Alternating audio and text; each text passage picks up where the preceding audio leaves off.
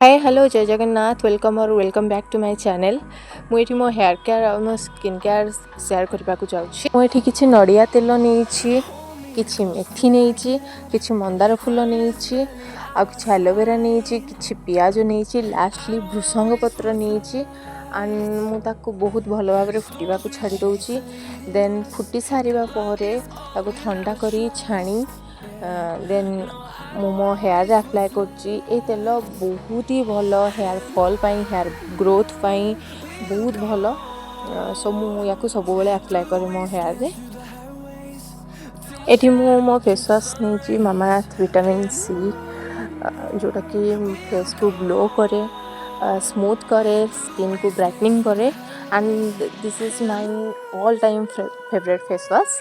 So I love it and मु recommend करी कि ये फेस वाश यूज करूँ because of this is the best face wash. ये आपण मैंने मो स्किन देखिपे देन मो स्क्रब नहीं ये मो फेस रे अप्लाई करुँची।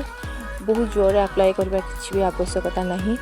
स्लोली आपण निज फेस रे अप्लाई करंतु स्क्रब को बेस्ट रिजल्ट पाए।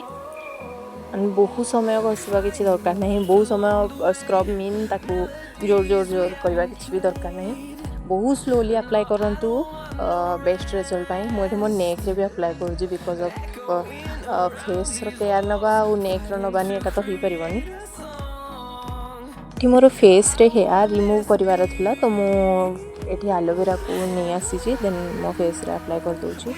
देन स्लोली रेजर रे अप्लाई स्लोली मो हेयर को रिमूव करुची। बहुत स्लोली करिवे बिकॉज आम स्किन बहुत ही सेंसिटिव थाए।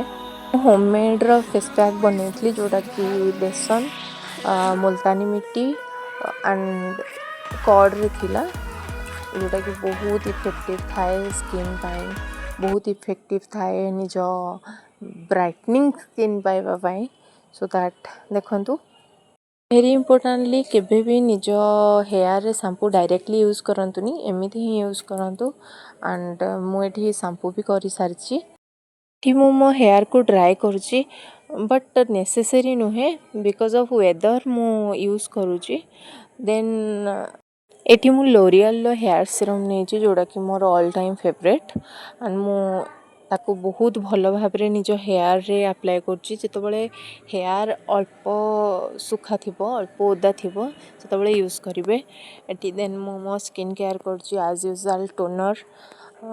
देन मो फेस रे मॉइस्चराइजर यूज करुछि जोटा कि बहुत नेसेसरी निज स्किन रो केयर नबा बहुत नेसेसरी थाए। सो एठी मो मॉइस्चराइजर यूज करुछि जोटा कि डेली बेसिस रे मु यूज करे एंड मॉइस्चराइजर फेस पाई बहुत ही इंपोर्टेंट। देन सनस्क्रीन मु भल भाव रे यूज कर दोछि सनस्क्रीन। देन मो फेवरेट लिप बाम को आणुछि। देन मु ताको अप्लाई करछि बिकॉज फेस हेयर सहित निज लिप रो भी केयर नबा किछि इंपोर्टेंट जेतु मु वैक्सिंग करिथली सो दैट बॉडी लोशन लगेबा तो नेसेसरी। तो मुझे बॉडी लोशन भी बहुत हल्का सा नहीं निज हाथ रे भल से यूज करुछि। And thank you for watching this video. Please subscribe my